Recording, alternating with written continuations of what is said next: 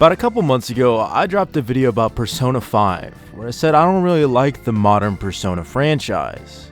I don't feel like repeating myself, so if you want more detail, you can go and watch that video. But to keep it real with you, I lied. Yeah, I deliberately lied, actually. I wanted folk to watch that video and call me an elitist because I don't like the holy trinity of Persona games, and because I like SMT, because I don't like the concept of dating teenage anime girls in the games that I play, because I don't like the goofy, half-baked storytelling and the fugazi-ass attempt at being a deep and mature game. But yeah, to be real with you, I lied. You know, in all honesty, I don't actually hate these games. I just hate these two. Persona 4 is pretty alright.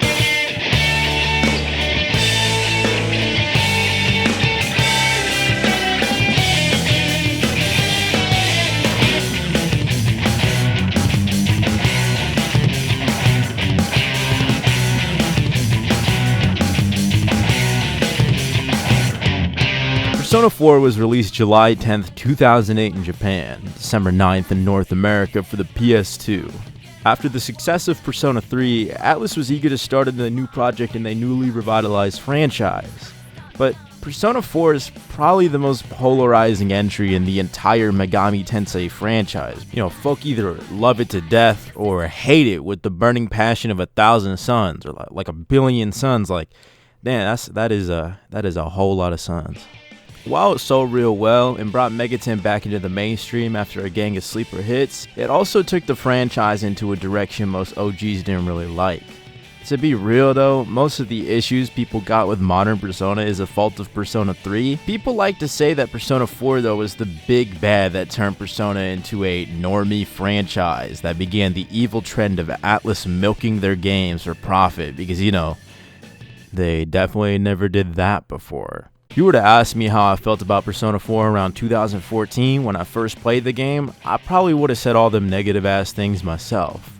But looking back at it now, I probably hated the people who shilled it like it's the best game ever made more than I did the actual game itself. There's a whole grip of things about the game that I actually like a lot, and some I don't like. Well, a lot I don't like. If I was to give a too long didn't watch about this game, it's one of my favorites in the franchise, but it sucks ass because it leans more into the whack, generic anime tropes rather than the things that made the game stand out to begin with. But I think the good parts of the game are real good. Good enough that I didn't want to stop playing entirely, you know, like some other entries in the franchise. For this video, I replayed the original PS2 version of Persona 4, because I don't really rock with Persona 4 Golden, the remake on the Vita. I don't know, bruh, something about stuffing new characters into an already completed story seems real stupid and off-putting to me. And the changes made in the game don't really justify the booty cheek ass additions that come with it. I just really don't like anime shit, if you couldn't tell, and the original game is already bad enough for me. That's kind of where I draw that line. I actually stream most of the game over on my Twitch channel too, so if you want to watch me play games for future videos or just hang out, you should definitely hit me up over there. You know, Lord knows we got more free time now than ever. But what do I even like about Persona 4 though? This is a question I've been asking myself a lot recently, ever since the whole Persona 5 spill I dealt with a couple months ago. So I want to go through all the things I really liked about the game, and hopefully by the end of the video, I can answer that question for y'all. Or maybe not. Maybe I won't find no answers though, because this game kind of sucks ass.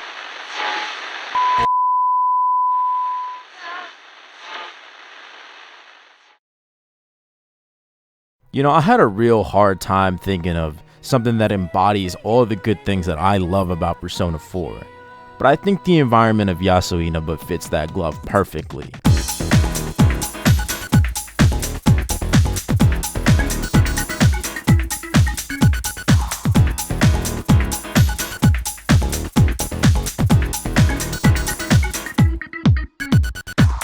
The plot of the game revolves around your main character moving from Tokyo to the countryside for a year because your parents, they gotta do something. I don't fucking know. And when asked about his vision for the game during development, director Katsuro Hishino goes on saying that he wanted to take the concepts introduced in Persona 3 and bring that into the Japanese countryside of Yasuo Inaba, which is based on the real-life city of Fuefukishi in the Yamanashi prefecture of Japan.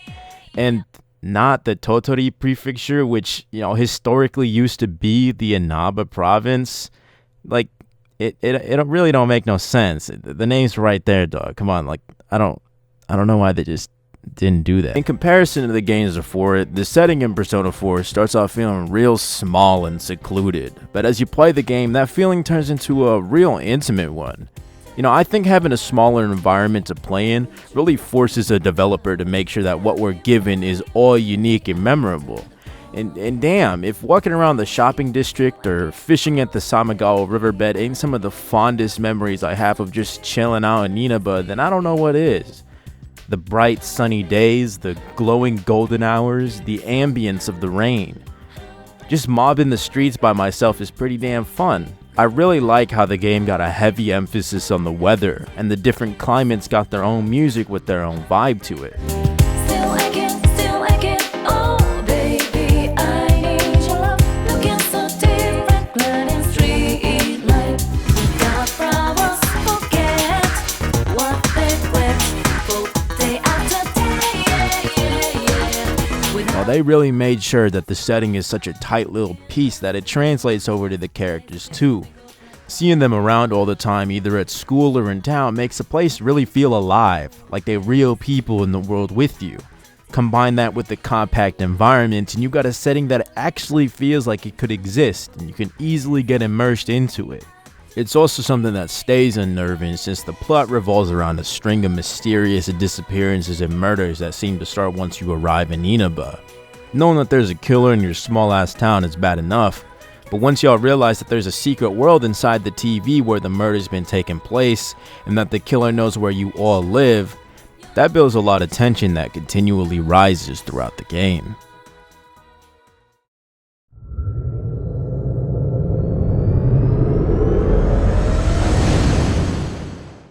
Yeah, it's too damn bad though that the TV world itself is kinda mid in comparison. The studio backlot is kinda cool and the music hits.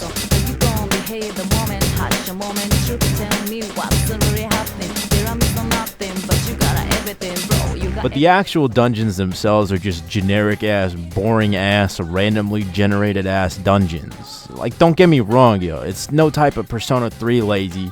Each place got its own style and the music is actually really good.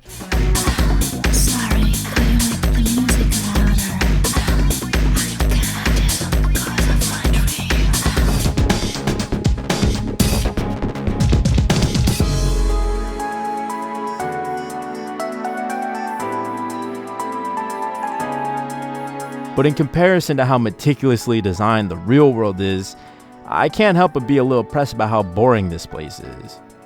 And actually, speaking on something in this game being boring as hell, I think that's a perfect segue into...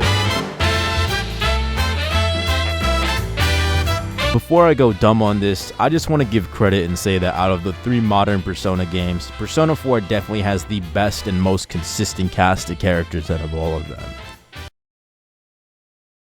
There's a lot of good individual moments in the plot itself, since the game's theme is introspection, facing the aspects of yourself that you're scared of and don't want to accept. And I think that shit is really well done. But this is a modern Persona game, so you already know that all the development happens in the one place integral character development should never, ever go. Social links.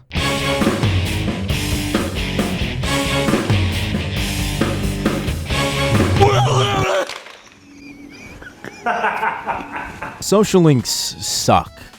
I've been saying this for a while now, but I feel like I never really explained myself properly. Every story got characters. Characters are supposed to develop and evolve along with the plot, having arcs that begin and end as the story progresses, you feel me? And for most characters introduced in the story, their character arc begins in the plot and then it just stops. Like, alright, I'm gonna fuck with y'all later, take care, it just fucking stops. The resolution to their arc is locked behind a mechanic that's entirely optional to do, and the story still gotta be written in a way where you ain't do none of the social links either.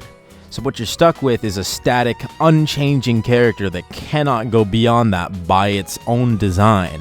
Or on the other hand, you can just finish all them social links and realize that the characters still don't match how they're interpreted in the story either. It's like a lose-lose situation that floors me to this day on how the series is giving credit for all the well-developed characters and outstanding writing.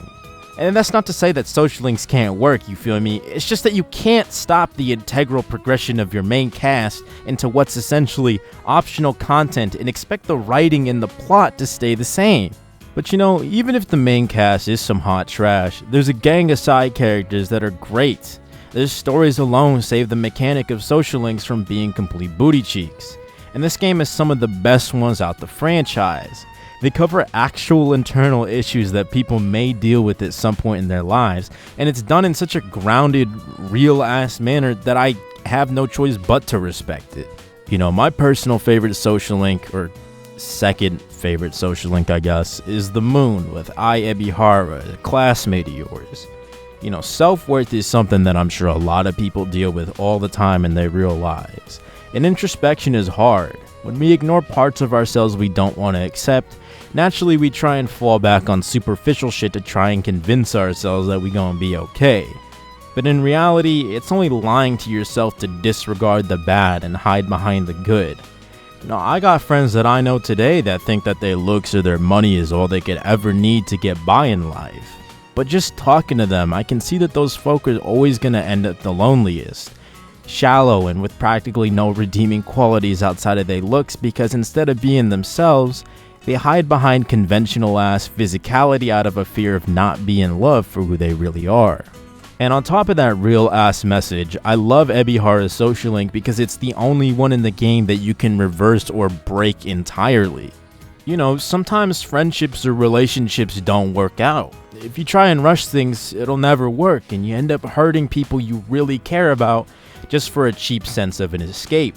I think the way they handled that whole spill was done in a competent and pretty mature manner, you know what I'm saying? The fact that a shitty anime game from 2008 can speak upon an issue with people that is still prevalent 12 years later speaks volumes about the quality of writing we got going on over here. But there's just one issue I got with all this. You know, all these social links take so damn long to get good, sometimes I question if it's even worth it to keep on going. The death social link with Hisano takes up until rank 6 until something meaningful happens. Temperance takes up until rank 5. Hangman takes until rank 7. The tower takes up until rank fucking 9. The second to last part for it to actually go somewhere and get good. They take so much time setting up the issue that they end up having no time to really get up in there, you feel me? Or in the case of the bad social links, they just don't go nowhere at all. The good part never shows up. And unless you got a guide and know all the right answers to maximize all your social links, there is not a damn chance you'll complete all of them in a single playthrough. So you'll be left with a bunch of incomplete, uninteresting characters that just felt like a waste of my goddamn time. But despite the inconsistencies in the way characters are written, I can't really deny that there's a lot of good moments where even the main cast shines, and it's the part of the game that I personally like the most, and I think it's what saved the whole experience for me.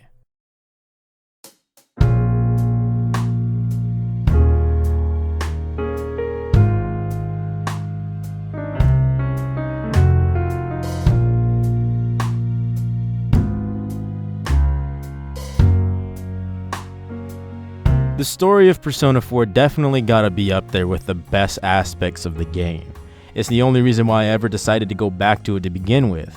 And I know a lot of people like to deflate it by saying it's Scooby-Doo but with anime shit, but I really do feel that despite this simplicity, it's got pockets of great ass moments that makes it one of my favorites. The issue is that for a big chunk of the game, the plot becomes real formulaic, where a new character gets kidnapped and thrown into the TV. After you go through their individual arc, the next person shows up, rinse and repeat 3 times over. It's not until the back end of the game where I really feel like things start to pick up. So I'm gonna chop it up into 2 spots of the game that I really think do it best. The dynamic between the Dojima family is something that I think is pretty integral to the story of Persona 4. I don't think anybody played this game without completing both their social links. They're that important. You know, when you first pull up to Inaba, you can already tell that there's a pretty awkward air around the two. You pick up quickly that Dojima is a single father, and before you came around, Nanako spent most of her days home alone. After spending a little bit of time with each of them, you see that Nanako's questioning what happened to her mother, and if her father really cares about her since he's almost always out working. There's a real sense of maturity and loneliness that you catch from her, and it sucks because you don't expect that from a kid this young. And even then, she still tries to keep a happy demeanor about things. Dojima himself tells you that Nanako's mother died in a hit-and-run incident years ago when Nanako was still a little kid. Not only is he working on the kidnapping and murder cases throughout the story, he also been hung up on the incident, to the point where he don't even realize that because of his obsession with it, he's not paying attention to the one person who's still there with him. Like, I get it, you know. Imagine being a detective and you can't even bring the one person responsible for taking your loved one from you to justice. How would you be able to face yourself with that on your shoulders, let alone someone who looks up to you to catch the bad guys and protect the people in the town? It's in this conflict that Dojima sees what he's been putting his kid through. He understands now that what's best is to be there for Nanako instead of dwelling on the things that he can't change no more. That in his selfishness and guilt, he left his daughter behind and never realized it. What's important is making sure that she's okay, and Nanako sees that she ain't the only one who's hurting because of what happened, and that she should be there for her dad the same way he's there for her now. It's a real nice story that honestly is such a fresh change of pace for Megaten games, since most of them have virtually no good familial representation at all. I can't think of a game where family plays any kind of significant role anywhere in SMT or even Persona. And I'm glad the game took an unfortunately common situation and tackled it in a way that I think is real respectful and well done. After Mom died, Dad and me have both been lonely, but I have Dad. And I need to do my best so Dad doesn't feel lonely either. And I think it's important to give the context of the relationship between you, Dojima, and Nanako because, well, Nanako fucking dies. Wait, what the fuck? Nanako is the last person in the game to be kidnapped and thrown into the TV world, which for a new player would be a surprise. As it turns out though, the real killer responsible for the first two murders and the kidnapping of your friends was still out there, and now he got a hold of Nanako. When you enter the TV world to go rescue her, you find the killer, Taro Namatame, with his nasty ass, creepy, icky hands all over Nanako saying he's gonna save her. He turns himself into a shadow and y'all beat his goddamn ass. But because of Nanako's exposure to the TV world, she gets rushed to the hospital for some unknown complications. And just when you start to think that she's about to turn around and get better, December 3rd hits and you get that call from Adachi at the hospital. Hello, this is Adachi. I want you to stay calm and listen to me, okay? Nanako-chan's condition suddenly got worse. The doctor wants you to come to the hospital immediately. We'll be waiting. Nurturing that relationship, not only between you and Nanako, but the one between her and Dojima as well, becoming a real family together, makes this part of the game real emotional and tight. Dojima was willing to risk his life to try and save his kid when she was taken, you feel me?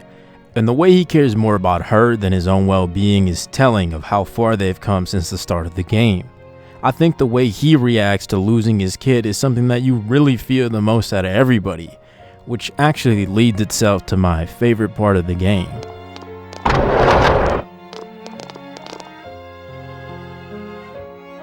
Nanako!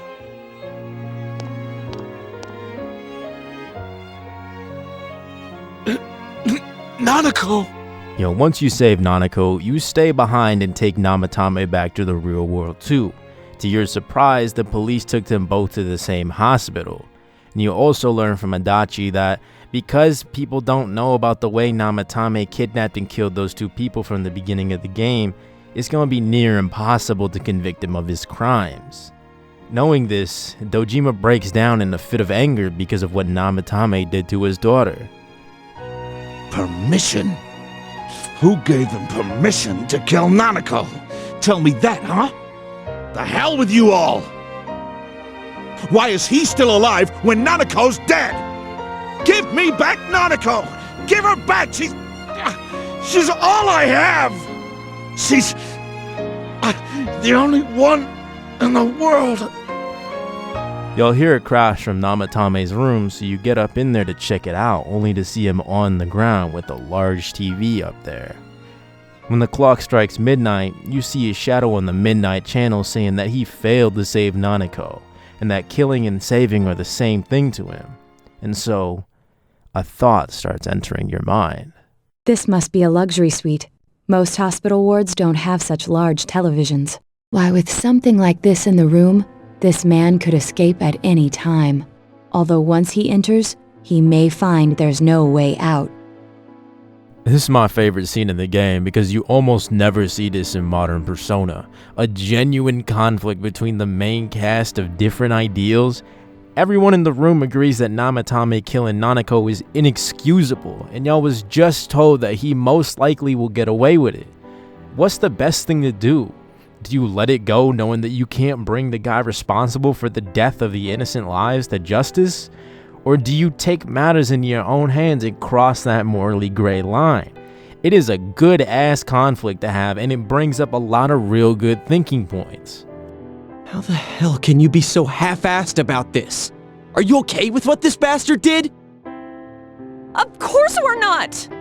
But can you look me in the eye and say you're okay with doing the same thing this guy did? It's just like how you feel right now, that you can't turn your back and do nothing. We're not gonna sit back and watch while our friend becomes a murderer, you moron!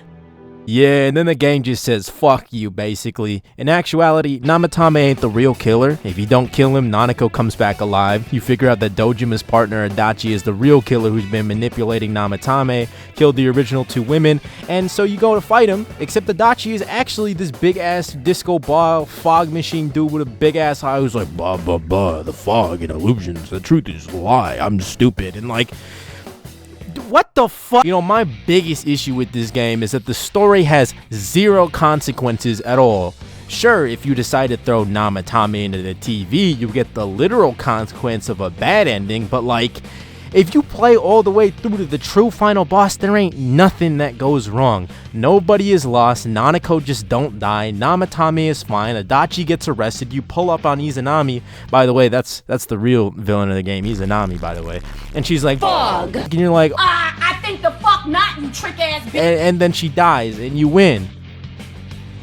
What? What is the point of bringing morality into question if in the end, playing the game all the way through the way it's supposed to be, you are literally never in the wrong for doing anything? It is a distinct, you're the good guys, they're the bad guys, everything you do is correct and they're evil. Why throw away all the good shit y'all got going on to push on that generic booty cheek ass message? It practically ruins everything that made the game so great up to this point. It's like, boy, if you don't...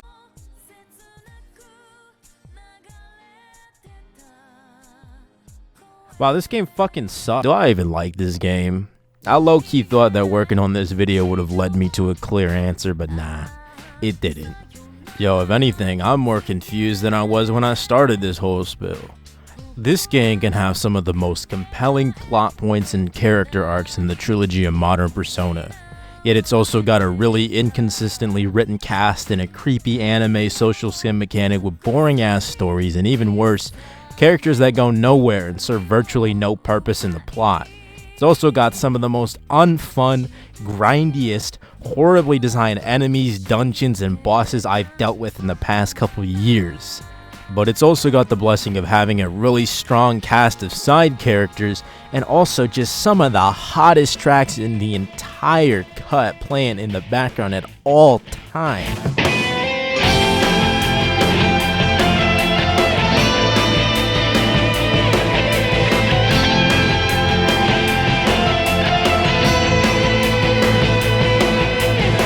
It's like, for everything I like about Persona 4, there's 1 or 2 more things I can't stand for the life of me. But here's the thing, while the plot and characters aren't Persona 2 levels of good, it's not as bad as a game like Persona 5. While the music ain't as good as Persona 1, it's not as bad as Persona 3. While the gameplay ain't as good as Persona 5, it's not as bad and egregiously, detrimentally boring as Persona 2.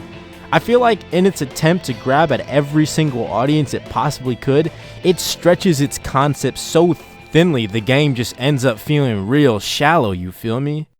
For whatever reason though, despite all that shit I don't like about the game, I still got a pretty positive opinion about it. You know, the days where I'd just hang out with my friends playing the game, or when I'd stream it and talk with the chat about all kinds of nonsense was honestly the most fun I've had playing any game in a long while. Maybe I didn't enjoy the game, but just being around all these folk made the experience a real positive one. And I wouldn't trade that for the world, you feel me? I guess what I'm trying to get at is, even though I got issues with Persona 4, even if I dislike the weird anime aspect of it, even if I found the mandatory grinding annoying, even if I can't enjoy the way thousands of other players got to back in 2008, at least it's not as bad as this fucking game. What's